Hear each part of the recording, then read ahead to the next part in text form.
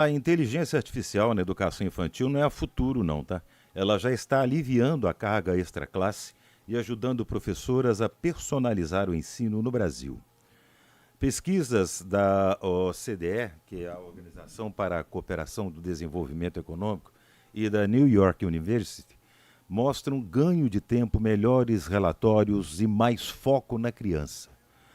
Nós vamos conversar agora com o pesquisador Dr. Américo Amorim, da New York University, para explicar como a inteligência artificial pedagógica, a IA pedagógica, pode reduzir, por exemplo, o burnout, ampliar a equidade e fortalecer vínculos entre a escola e família. Doutor Américo, boa tarde, é um prazer falar com você. Tudo bem, doutor? Boa tarde, prazer é nosso. Sempre é bom falar sobre educação e como podemos fortalecer o aprendizado das crianças. Pois é, então eu começo te perguntando o que na prática mais consome tempo das professoras e professores da educação infantil e onde a IA já mostrou maior ganho de eficiência. Uma pesquisa internacional feita pela OCDE, que acabou de ter o resultado divulgado, perguntou a professores do mundo inteiro como é que eles gastam o tempo deles. E aqui no Brasil, a gente tem professoras que gastam 19 horas por Nossa. semana apenas em atividades fora da sala de aula. É aquele tempo que a professora está ali muitas vezes de noite, fazendo planejamento, Uhum. nos finais de semana, corrigindo tarefas, construindo fichas de atividades para fazer com os estudantes na semana seguinte. Então, um esforço muito grande que se tem para a construção desses artefatos e, logicamente, que esse trabalho fora do horário prejudica muito a qualidade de vida e a saúde mental dos professores. Quais resultados assim mensuráveis vocês observaram no estudo com professoras brasileiras? Tempo poupado, qualidade de relatórios, engajamento das famílias, a partir dessa informação e desses dados que você passou para a gente. Nós fizemos um levantamento com 180 professoras e tentamos identificar quanto tempo elas gastavam, por exemplo, escrevendo um relatório de cada criança antes de usar a inteligência artificial e quanto tempo elas gastavam depois. O que a gente descobriu é que, na média, elas gastavam mais de 1 hora e 30 minutos por criança. Então, multiplique isso por 20 crianças dentro de cada sala, às vezes 2 salas, 4 vezes por ano, É, e aí você vê que eram mais de 15 dias trabalhados ao longo do ano apenas nessa atividade. Então, de apenas. 1 hora e meia antes da inteligência artificial, após a inteligência artificial, elas conseguiram reduzir esse tempo para 5, 7, 10 minutos, ou seja, é uma economia de quase 1 hora e 20 por criança. Que Mas o coisa. mais interessante Ah, não é nem só a economia de tempo, é como elas também perceberam que o trabalho melhorou. Por quê? Porque a ferramenta traz para elas uma personalização do olhar sobre a criança. Então, ao sim. invés da professora parar, fechar o olho e pensar como é que aquela criança estava, a ferramenta vai guiando ela sobre o que é que ela precisa observar em cada Muito criança, bom. como são as habilidades que aquela criança precisava trabalhar, e aí a professora vai refletindo sobre o que aconteceu em sala, sobre aquela criança, e ela consegue fazer registros mais detalhados sobre cada criança, e aí, logicamente, identificar o que é que aquela criança já está mais forte e aquilo que ela ainda precisa fortalecer no aprendizado. Aí cabe uma pergunta que eu gostaria de lhe fazer. Como garantir que essa IA personalize, como você bem destacou aí, mas sem padronizar, por exemplo? Quais cuidados para manter o olhar humano, né, e a singularidade de cada criança? O que vocês Essa, estão per observando nisso? Essa pergunta é muito boa porque ela traz para a gente também a questão da individualidade da Pois criança e é. do sigilo das informações. Então, uma boa inteligência artificial pedagógica, ela precisa dar segurança para a escola, para a família, de que os dados da criança estão armazenados de uma forma segura.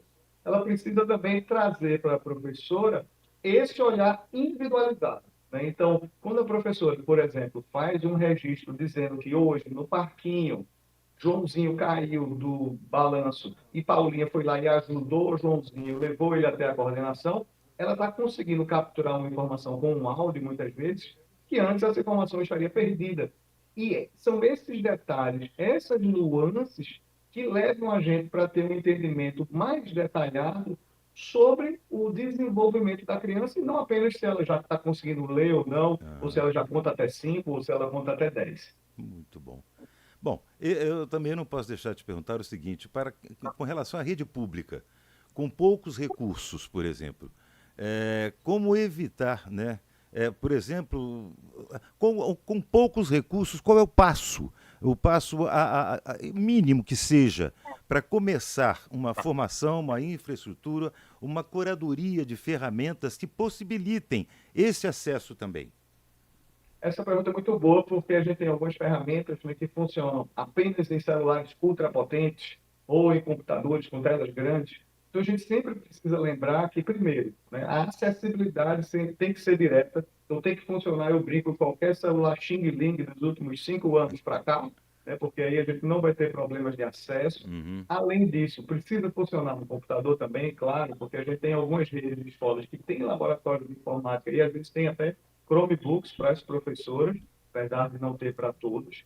E a gente tem também sempre que lembrar o seguinte: nessa questão do acesso ou do não acesso, a gente tem que priorizar sempre as ferramentas que são orientadas para o pedagógico. Ah, Então, é muito diferente a gente, por exemplo, liberar uma inteligência artificial genérica para todas as professoras, do que a gente ter uma ferramenta que organiza o processo de observação, que gera informações não só para a professora, mas para o coordenador da escola e para o secretário de educação acompanharem como está o desenvolvimento de todas as crianças, de todas as turmas, e a partir dessas informações, a gente construir um ciclo de melhoria contínua, em que a observação da professora gera os relatórios para a família, claro, mas também gera sugestões de novos planos de aula, novos projetos, novas fichas para imprimir e fazer com as crianças, e dessa reflexão vai também para a gestão da rede, que é muito importante, as informações sobre as reais necessidades de cada professora.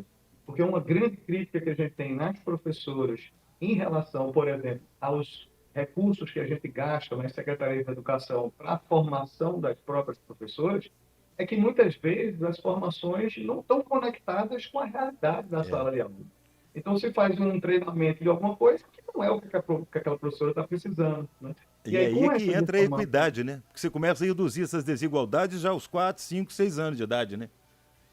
a gente tem, por exemplo, levantamentos que a gente fez comparando escolas públicas com escolas privadas, e que a gente notou que, por exemplo, com 4 anos e meio, a gente já tem uma diferença de quase 20% em termos de desempenho de consciência fonológica, ou seja, as habilidades que a criança tem para fazer rimas, para brincar com sílabas, e que quando chega no final da educação infantil, ou seja, 1 ano e meio depois, essa diferença que era 20% ali com 4 anos e meio, ela já se transforma em quase 90%. Ou Entendo. seja, a desigualdade de aprendizagem, ela começa com as crianças pequenininhas, com 3, 4 anos, e ela vai acelerando quanto mais a gente deixar de estimular adequadamente as Isso aí. crianças da rede municipal na educação infantil.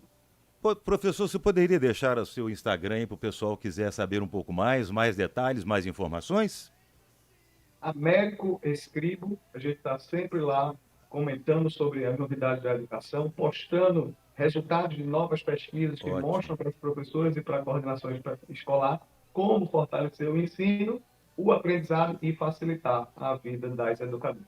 E eu quero agradecer imensamente suas explicações, sua disponibilidade em falar conosco. Uma ótima tarde para você, professor.